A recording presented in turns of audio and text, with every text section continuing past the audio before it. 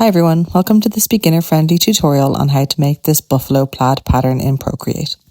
So like with all our patterns, we're going to start with a square canvas. To do this, tap on the plus on the top right-hand corner and you'll see a default option for square. Tap on that to automatically open your new canvas. Now there's only two colours used in this entire pattern, which are black and red.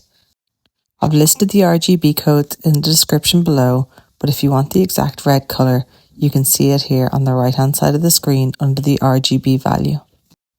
To add the values, just tap on each corresponding box and enter the values that are shown. To start off, we're going to turn on the drawing guide. So select Actions, Canvas, and toggle on the drawing guide. Then click Edit Drawing Guide, select 2D Grid, and increase the grid size all the way up to max. When you've done that, click Done. Next, go into your brush library, find your calligraphy brushes and select your monoline brush. And if it's not already on, tap on the layer and select Drawing Assist on. What Drawing Assist does is it makes sure that all our lines are straight, just like our grid. So with a medium-sized brush, draw along this top line in black or red from top to bottom. Then drag and drop to fill in one side. Select the other colour that you haven't used, either the black or red, and fill in the other side so that half the canvas is red and half the canvas is black. The next thing we're going to do is click on the cursor and select the freeform option. Now drag this blue dot from right to left so that you've got two skinny lines. Tap on the cursor again to deselect them, and now we're going to duplicate these lines all the way across the canvas. So tap on your layer, swipe left and hit duplicate. Tap on the cursor again and we'll make sure snapping and magnetics are turned on. Now drag your new layer so it snaps into place evenly beside your first layer. If you've done it right, there won't be any gaps between the two layers. Now we're going to merge these layers together by pinching the two layers with two fingers. Duplicate this layer and we're going to repeat the same process until we've gotten all the way across the canvas. So tap on the cursor, slide the layer to the right till it snaps into place, and then once you're happy, merge the layers and duplicate again. Tap on the cursor, slide to the right till it snaps into place, and then tap on the cursor again to deselect.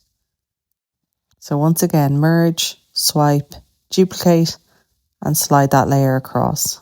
If you've made a mistake or gone too far like I have here, you can just tap reset to go again. Make sure it snaps into place. I didn't bother merging on this last one because it's thick enough to fill this gap, so just duplicate the last one on its own and swipe across to fill that last little area. Once you're happy and the canvas is full, we're going to merge all of our layers together by tapping on the layer and pinching them together. To turn the stripes on an angle, tap on the cursor, select uniform and make sure snapping and magnetics are turned on. Pull the green dot at the top to the right so it says 45 degrees. And then pinch and zoom until it fills the entire canvas again. Tap on the cursor to deselect it, and now we're going to duplicate this layer. So to do this, tap on the layers, swipe left and duplicate. Now you'll notice that we still have our grid turned on, so tap on the cursor and drag that bottom right dot up to the middle of the canvas until it snaps into position so that this layer is covering the top left corner of the grid. And now do the exact same but from top left into the middle until it snaps into position with the yellow snap lines. Now you should have something that looks like this. The next step is to fill the remaining squares with black and red. Before we do that, tap on the layers and merge these two layers together. Then from the colour wheel, drag and drop the red and black into the remaining squares. It doesn't matter if the red or black is top or bottom.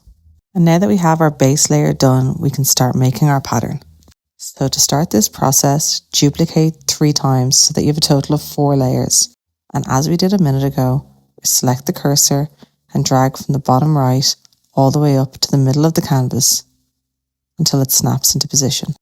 And now we're going to select each layer one at a time, and from the bottom left, bottom right and top right corners, do the exact same thing again. And now you'll see our pattern starting to emerge. If you make a mistake, as I did here, just tap reset and you can go again.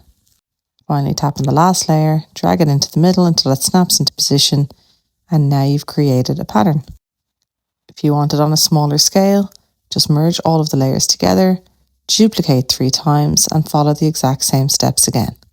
Select the cursor, drag the dot into the middle, and then select the next layer and work your way all the way around, dragging until the yellow snap lines appear and you're sure that it's all lined up properly. And don't forget, at any time you can tap with 2 fingers to undo or just click on the reset button. And as you can see, when we zoom in, it's a totally seamless pattern with no gaps. Just in case you wanted to see it one more time, merge all the layers together and duplicate 3 times. Once you've done that, tap on the cursor and then drag from the bottom right all the way into the middle. One thing I forgot to mention is that if you're finding the grid hard to see with the colour, tap on Edit Drawing Guide and there's a colour bar on the top that you can drag until you get a colour that you like and that you can see a little bit more clearly against the pattern below. I should have mentioned that you can also make the lines thicker at this stage too to see it clearly. Continuing on the pattern, just dragging from each corner into the middle until it snaps into place. You can keep going on this and your pattern will stay repeating forever. The only thing that might change is the quality once you get to those really small sizes. When you're finished, you can turn off your drawing guide, and if you want to share your artwork, just tap on the share button and you can share it in any of these formats here. If you liked this tutorial and you found it useful, I'd really appreciate you subscribing and staying tuned for the next one.